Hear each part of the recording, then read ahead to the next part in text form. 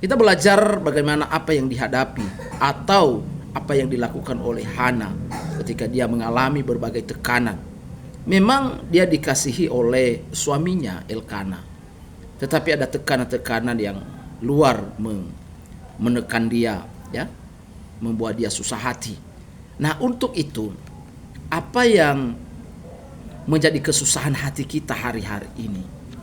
Apa yang membuat pedih hati kita hari-hari ini? Dan mungkin kita katakan bahwa ada pergumulan-pergumulan kita, beban-beban kita. Saudaraku sekalian dalam Tuhan, kita meneladani bagaimana perjuangan seorang wanita yang namanya Hana ini. Dan selanjutnya nanti kita lihat di ayat firman Tuhan ini, bahwa dia sungguh-sungguh berdoa kepada Tuhan. Dia sungguh-sungguh berdoa dan dia datang kepada Tuhan. Ya, saudara dalam Tuhan, tentu kita punya masalah, punya persoalan. Dan bukan hanya sedikit yang mengalami kesusahan hati, yang mengalami persoalan dalam hidupnya, ya, dan akhirnya mengalami stres, ya, sehingga mereka tidak melihat kemenangan itu lewat masalah yang mereka alami. Ya, itu sering sekali di dalam hal-hal masalah persoalan yang kita hadapi.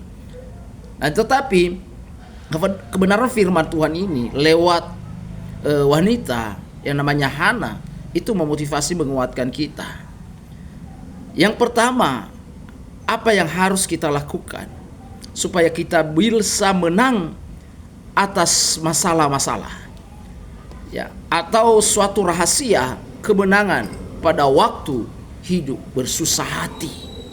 Yang pertama adalah ketika kita hidup bersusah hati, kita harus ingat hanya Tuhan sajalah jawaban kesusahan kita. Itu dia.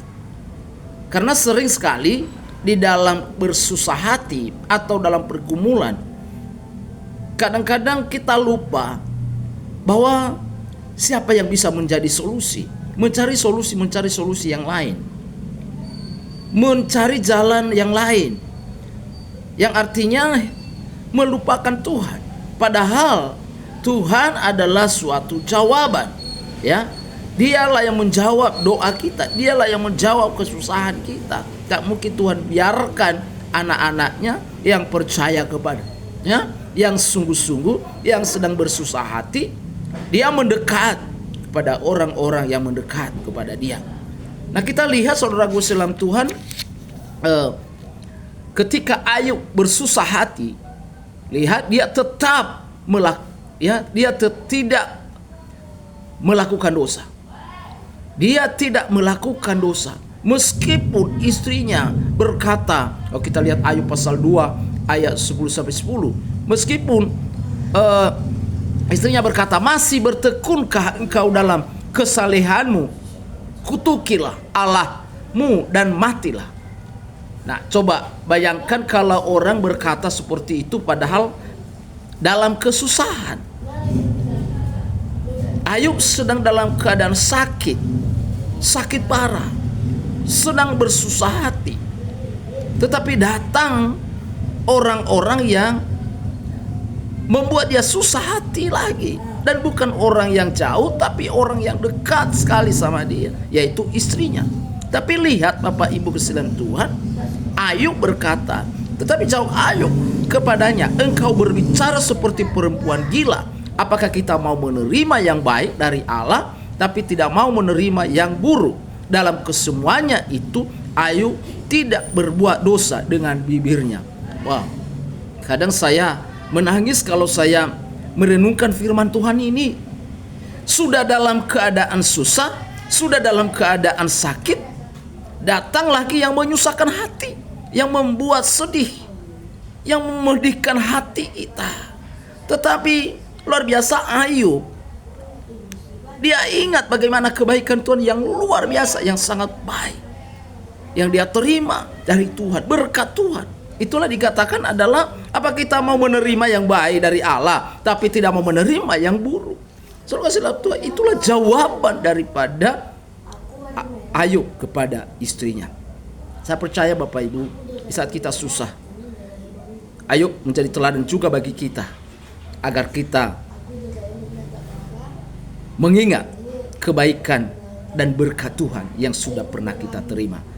Jadi Bapak Ibu kasih dalam Tuhan, itu hal yang pertama adalah ketika hidup bersusah hati, ingatlah hanya Tuhan sajalah jawaban kesusahan. Kita tidak perlu takut. Kita ingat itu bahwa hanya Tuhan saja yang sanggup memberikan solusi bagi kita. Hanya Tuhan saja yang memberikan jalan keluar bagi kita. Dia melihat apa yang menjadi kesusahan kita. Dia melihat apa yang sedang kita alami, kondisi yang kita alami. Nah, ini dia. Ya. Kita belajar kepada wanita Hana ini. Ya. Yang kedua, kita melihat apa rahasia kemenangan. Ya, apa rahasia kemenangan pada waktu hidup bersusah hati. Yang kedua adalah ketika hidup bersusah hati, belajar duduk di kaki Tuhan. Ini dia, belajar duduk di kaki Tuhan. Nah, saudaraku, Hana begitu juga kalau kita lihat di 1 Samuel pasal 1 ayat 9 sampai 11, bahwa ketika Hana bersusah hati, dia tetap duduk di kaki Tuhan. Dia bersungguh-sungguh berdoa. Hana berdoa dan menangis kepada Tuhan. Itu kalau dikatakan menangis, berarti itu tanda bahwa dia sungguh-sungguh meminta kepada Tuhan. Apa yang dia minta? Supaya dia punya anak. Supaya dia punya anak. Dan ada najarnya di sini, dia meminta laki-laki dan dia akan nanti persembahkan kepada Tuhan sepenuhnya. Saudara dalam Tuhan. Dan kita lihat apa yang terjadi ketika Hana ini sungguh-sungguh duduk di kaki Tuhan, meskipun juga banyak tekanan yang dia hadapi. Ada yang menganggap dia bahwa dia sedang mabuk. Ya, karena dia tidak kedengaran doanya, tapi hanya kepada Tuhan. Dan tetapi dia sungguh-sungguh, dia sampai menangis. Itu tanda bahwa dia sungguh-sungguh meminta kepada Tuhan. Nah, bagaimana doa orang yang sungguh-sungguh? Hana yang sungguh-sungguh berdoa. Ternyata 1 tahun kemudian, ya, Hana hamil. Saudaraku dalam Tuhan, inilah luar biasa. Dan apa yang dia minta itu terkabulkan. Dia minta laki-laki, yang terjadi laki-laki. Yang lahir laki-laki. Itulah namanya Samuel. Saudaraku dalam Tuhan, apa yang kita minta kepada Tuhan, pasti Tuhan akan beri. Luar biasa.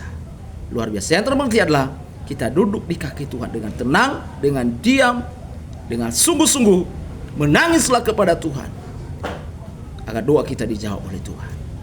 Itulah rahasia yang kedua, kemenangan hidup kita yang sedang bersusah hati.